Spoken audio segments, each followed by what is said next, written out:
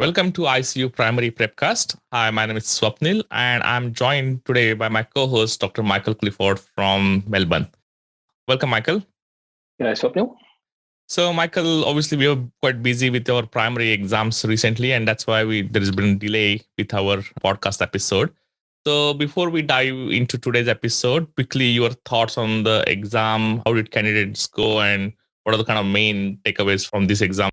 Yes, well, I guess it's a different style of exam to a degree.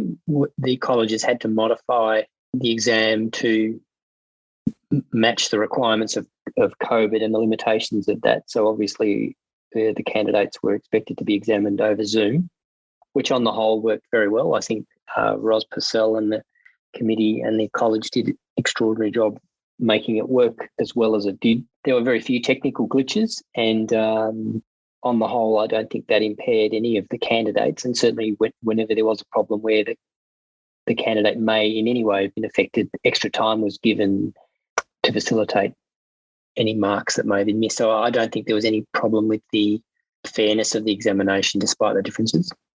I think it does change a little bit in terms of how we examine. We're not as open to using graphs and diagrams and getting people to explain them, and obviously drawing on bits of paper can't really happen over Zoom. So that doesn't mean we don't use graphs and expect expectation. We just had to change up a little bit on how we interacted with them, with the candidates, to try and get the same sort of information. So I think the candidates' performance was, as always, very, very good and very high, and we would expect that from a group of people who have already passed the written, that we're self-selecting a group of people we expect to pass.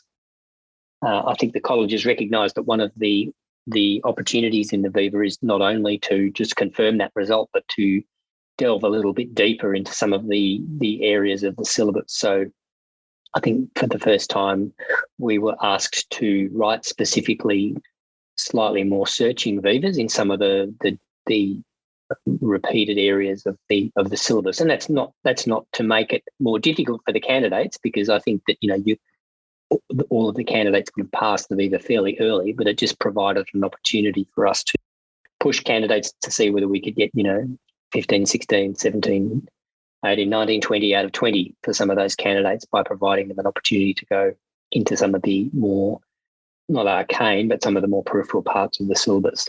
Yeah, it's quite good fun having to look at your Viva with a much more discriminatory eye and say, well, I know that they can answer most of those questions. What about this one and that one? And then how might I ask that?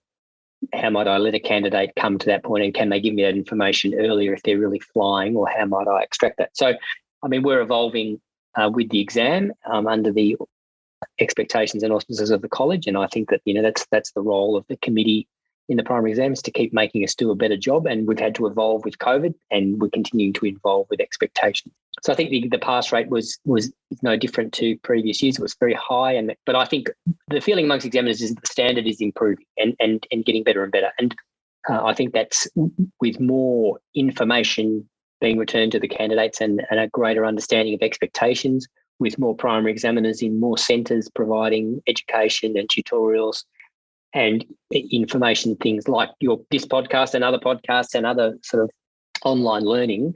There is an increased candidate performance level, and we've talked about that a lot as examiners, that the standard is getting higher and higher. And we're very happy as a college with the level of candidates presenting to the exam and with the performances they provide.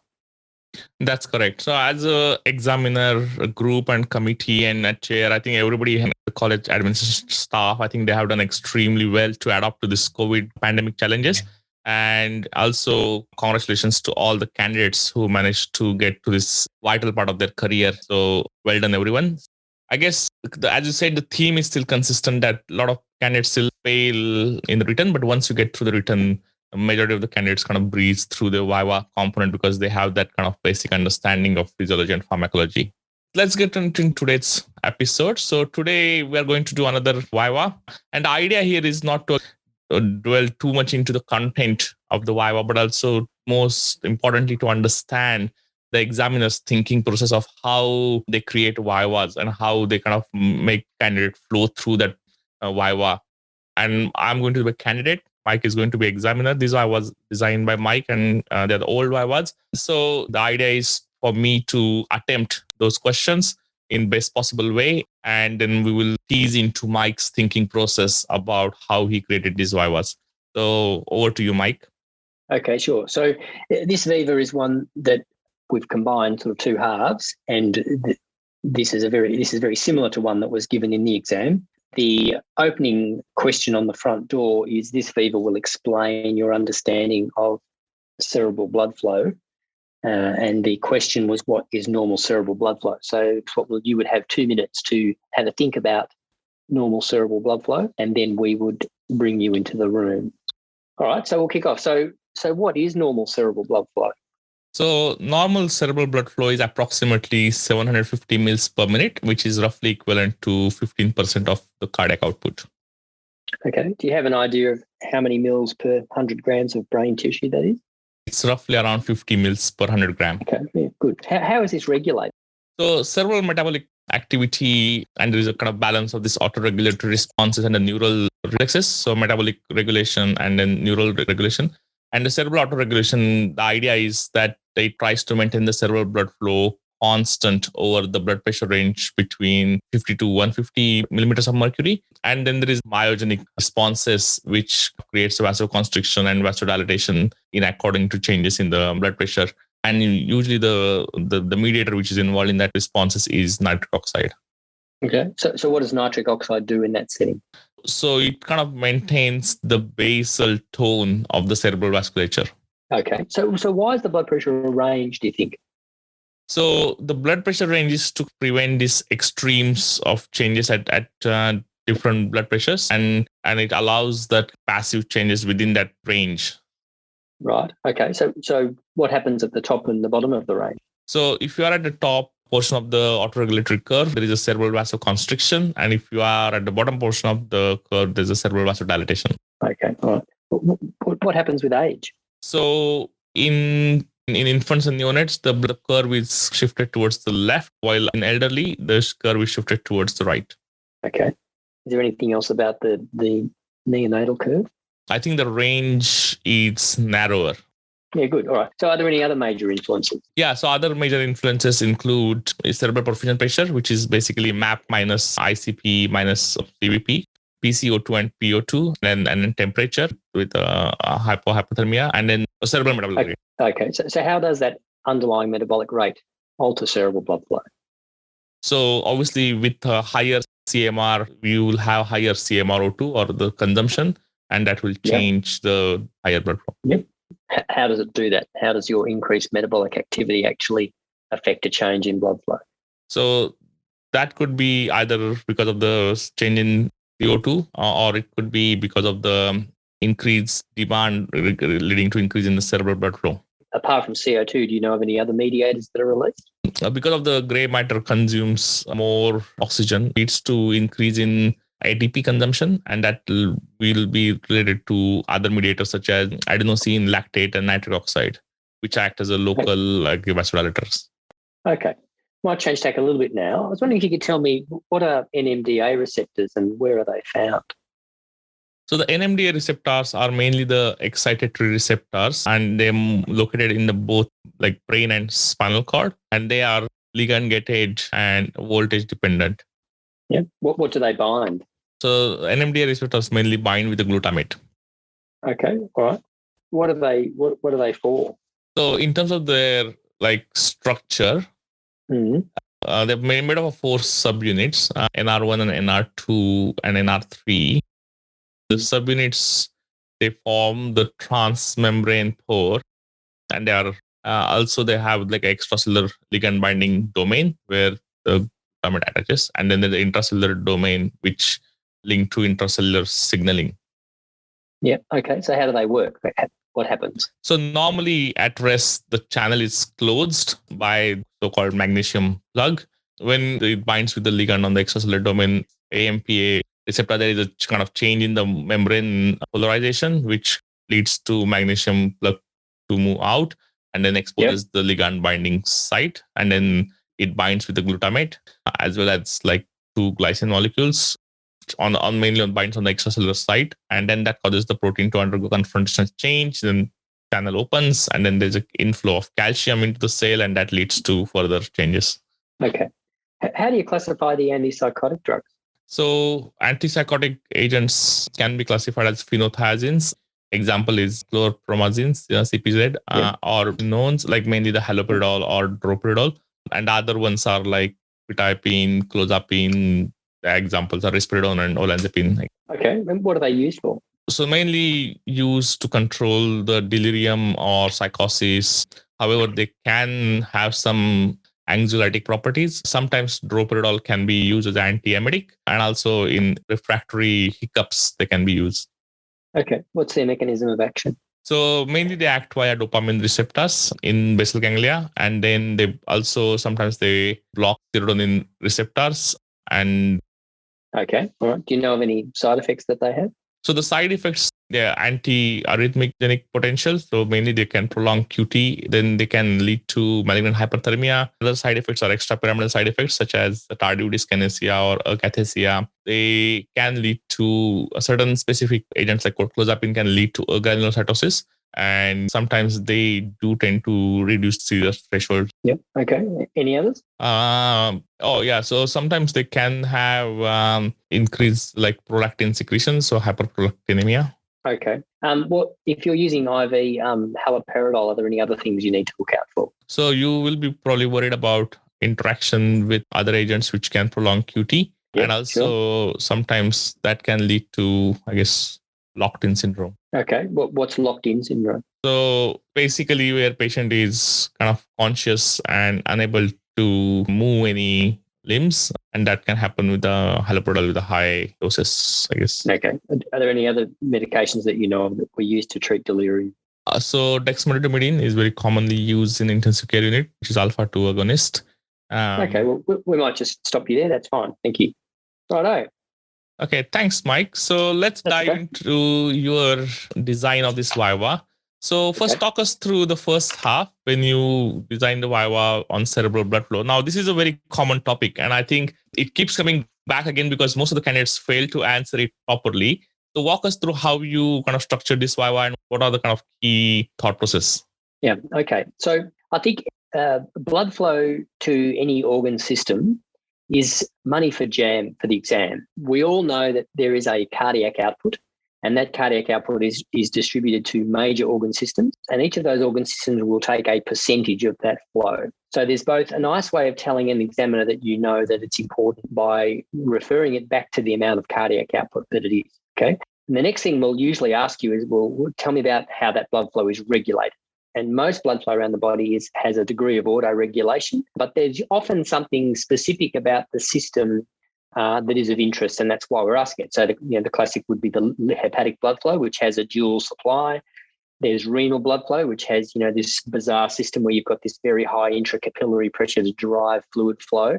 Cerebral blood flow is very fixed. It needs to be protected at all costs. So there's regulatory arrangements around that blood flow to maintain it as a fairly fixed component. And that's why it's got this interesting, auto-regulation that occurs around blood pressure. But there's also changes that occur at the extremes of ventilatory responses, either oxygen or CO2. So, it fits into the component of the syllabus that is cardiac output, its distribution, specific organ system blood flow. So a nice way of, we would often start out with constructing a Viva and say we need a neurology Viva. We haven't got one yet, or the SAQs were a bit light on neurophysiology. So let's think about, we'll do a cerebral blood flow one. Okay, so if we're going to look at cerebral blood flow, let's look at one aspect of its regulation.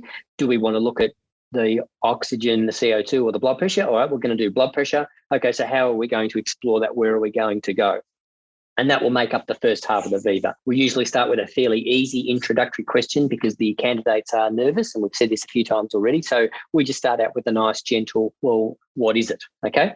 And you answered that perfectly. So it's about 750 mils a minute. It's about 15% of cardiac output. And one of the things about cerebral blood flow, if you read CAM or many of the other textbooks, it gives you an amount of flow per 100 grams, which makes it, that's just a little bit of icing on the cake. And then into the regulation, like most things, it's regulated because of its metabolic activity. If you increase metabolic activity, you'll release mediators so you get more flow. But on the top of that, there's this fine-tuned basal flow that is also has regulation that kicks in at either end at the range of blood pressure. And there's a range of blood pressure we talk about. And So you mentioned that. And then what happens at the top and the bottom of the range is obviously vasoconstriction and vasodilation. So that's the core bit of cerebral blood flow. If you know that stuff, you've well and truly passed. And now we take you into the area of what I call the extremes of the ICU syllabus. So the ICU syllabus is, like most of the textbooks, designed around the 70 kilogram man at sea level breathing air. But half of our population are female, and many of our patients in intensive care are either young or old. So you need to be able to tell the examiners that you understand that there are physiological differences in those areas. And yes, the elderly tend to have a right-shifted cerebral blood flow response curve. Neonates and infants have a left-shifted curve, and they have a narrower range because they have a narrower range of mean blood pressures. So that all sets you up to ask as much as you can about cerebral blood flow, and you've got about 5 minutes into the Viva. And then we'll say, well, we've done a physiology component. What would marry nicely with neurophysiology at that point? And there's many options. We could start talking about activity in the brown matter versus the white matter, tell us about the brown matter, tell us about pain, and go off into sort of pain receptor responses. Or another nice thing we can do is, well, let's tell us about one of the medicines that works in the brain that changes cerebral blood flow. So NMDA receptors are interesting because they tend to be excitatory. So if anything, they increase cerebral blood flow when they're used. But it's actually receptor physiology, receptor pharmacology is becoming increasingly well described. And the NMDA receptors are fascinating because there's this lovely interaction between multiple ligands, between ionic changes within the receptor and with the release of a preformed magnesium plug that opens up the channel and lets ionic fluxes in. So there's a lot of really nice, interesting cellular pharmacology there that leads into how the receptor works. And then you open up to other sort of parallel type agents of will tell us about antipsychotics, because if you've got a cerebral excitatory phenomenon, you might need to have a cerebral inhibitory phenomenon. So we could have talked about ketamine, or we could move and talk about the ketamine's effects on the body and the brain, or we can move in another direction. And for this particular Viva, we decided, well, we need to explore one of the so-called orphan areas of the syllabus. We haven't talked in detail about antipsychotic medications. Let's delve a little bit about that into the Viva. And you actually didn't need a lot to pass that component, being able to give us a broad classification, including the most commonly used agents, as you did Swapnil, and then what they're used for, how they work, and that, moving into the dopaminergic system. So now we've actually explored a raft of cerebral physiology and pharmacology down into the 8-minute mark, and we're left with a nice, gentle way of finishing, which tell us about side effects. I mean, often the last question about any drug will be, tell us about some side effects. And that's just another way of giving the candidates a chance to just slow down and reset before they go to the next Viva. But it's also an opportunity for a candidate who knows a lot about a drug to just bat it out of the park, because we might be offering, 2 marks or a whole minute of discussion around side effects. And if you can rattle off lots of side effects, you can score quite a lot of marks. If you don't know any side effects, you never lose any ground by saying nausea, vomiting, diarrhea, rash, anaphylaxis, because almost all drugs will cause that. But you don't necessarily score marks for those. But you're telling the examiner that you understand pharmacology and you understand how drugs are always a risk to any patient. But then we like to hear some of the specific side effects related to the class of an agent or the specific drug. And most drugs will have something that's a bit interesting about the sort of side effects that they provide. So knowing that these agents tend to cause QT prolongation and the combining of multiple components of them together, or multiple different agents in different classes, means that your QT prolongation and risk is much higher. But they also have these other, quite bizarre effects like hyperprolactinemia or agranulocytosis with clozapine, or even something unusual like locked-in syndrome with high-dose haloperidol. So these are the sorts of things that you will get extra marks for at the end. So when you're scoring up around the 18, 19 out of 20, being able to answer those questions or being able to provide information to the examiner on those is, really over the top. But the core part of this Viva would have been the early stuff, the cerebral blood flow physiology and regulation, being able to describe it, hopefully having some understanding of NMDA receptors. But if you didn't know anything about NMDA receptors, you're not going to fail this. You'll be moved through there and you might get to, antipsychotics, and you might remember something about those, and we might be able to extract some side effects from you, and you'll get enough to sort of wobble through the Viva. So we try and give a really good candidate an opportunity to answer every component of the Viva and score really highly. And similarly, we give a candidate who we know we're expecting them to pass because they've done okay in the written, to come to this Viva and to have enough from their previous study to get enough with some assistance from the examiner. We're not there to punish you. We're not trying to find out what you don't know in these Vivas. We're desperately trying to find out what you do know and see if we can get that out of you in whatever way we Thanks, Mike. So the reason we decided to do this Viva today is mainly to understand again your thinking process and how you kind of combine different portions within the same Viva or different components of the syllabus within bringing in one Viva. And I guess I was looking at your marking structure, and it's kind of, as just mentioned, it's so easy to sometimes get through these Vivas bare minimum marks to pass, because the way examiners have allocated like the core marks, to say simply the metabolic, like how the cerebral blood flow is regulated, the 3 marks straight away awarded there. Similarly, NMDA receptor, how do they work, 2 marks allocated there. So if you kind of get these big chunks of the Viva, then you easily pass most of the Vivas. And obviously, if you're doing really well, then it's easy to sometimes score like 20 out of 20 because you know most of the stuff anyways. So as you rightly mentioned, the examiners are there to help you and not to punish you. So I think that's the kind of key message here. Before we wrap up, I guess you got something for me. Yes, I do. I have a joke in memory of Maddie for you. What do you call it when your foot falls asleep in intensive care? So your foot falls asleep in intensive care unit. Foot drop? Comatose. Oh my gosh. I would have never answered this question on my own. I never promised that they would be good, Swapnil. I just promised to try and have one for you for every podcast. Thanks, Mike. Thanks very much. Jokes. So we'll be back again in months. Good luck, everybody. Thanks.